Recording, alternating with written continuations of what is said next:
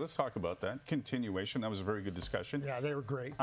About the core four. Austin Matthews didn't have a goal in this series. The core four combined for only 3. Everybody's talking about Austin having the hammer. He's going to walk in there and he's going to be like, yeah, new contract. I want it extended. I'm going to be looking for anywhere between 12 and 15 million a year. What would you do if you were the GM? Well, first of all, if he asks for $12 or $15 million, whatever it is, it's not unreasonable. I mean, he's a superstar. I mean, he's one of the best players in the National Hockey League, despite the fact that he didn't score in this series. That's what he is. You get paid for production, and he's produced at superstar level. Austin Matthews also has a no-move clause kicking in on July 1st.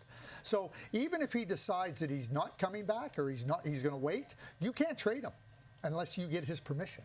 So now, not only does he have a full no move coming in, so does Mitch Marner. So you might want to say that, okay, we're going to trade you guys or we're going to mix it all up, right? Well, if you don't do it before July 1st, now you're committed to dealing with the players. And to Darren Drager's point, they do have the hammer. They do have the hammer.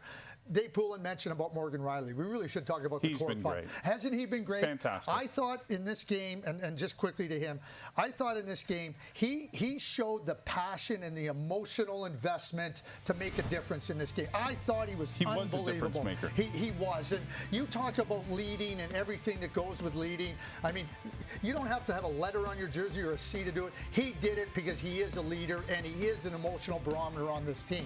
Now, I wouldn't be going anywhere with Morgan Rielly. You're not going to consider moving all 4 players. I think what you have to do is consider what does each one of these players, with respect to their contract situation, with respect to how we build our team, where do they fit?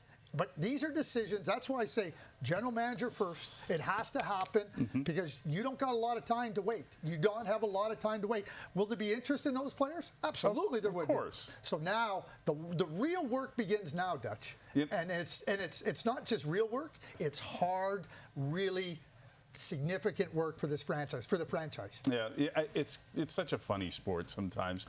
I remember starting the postseason this year and talking about what is Florida doing. I'm like, you're going with Alec Lyon between the pipes. And I mean, you've got Sergei Bobrovsky, and you're paying Bobrovsky like $10 million this year, $10 million next year, $10 million after that. And you're on the hook. You signed him for 7 years, and you're not even going to start him. He played 50-plus games in the regular season. Lyon had 15. And the next thing you know, it works out that way that they're like, okay, Sergei, you got to bail us out, and he did, and he was really, really good in this series. You want to talk about difference makers, and fantastic with 51 saves tonight. Yeah, I mean, difference maker all the way through. I mean, Sergei Bobrovsky found a level of his play, and that's the other thing about the playoffs, right? Like again, I talk about an ace seed, the Florida Panthers. Once they win 4 games, they've shown that they got their game in order. Sergei Bobrovsky, once he got his game rolling, 3 wins against the Boston Bruins, his game was in order. And I talk about the 5 goals that the Leafs have scored total in the last 5 playoff series in the games they were eliminated.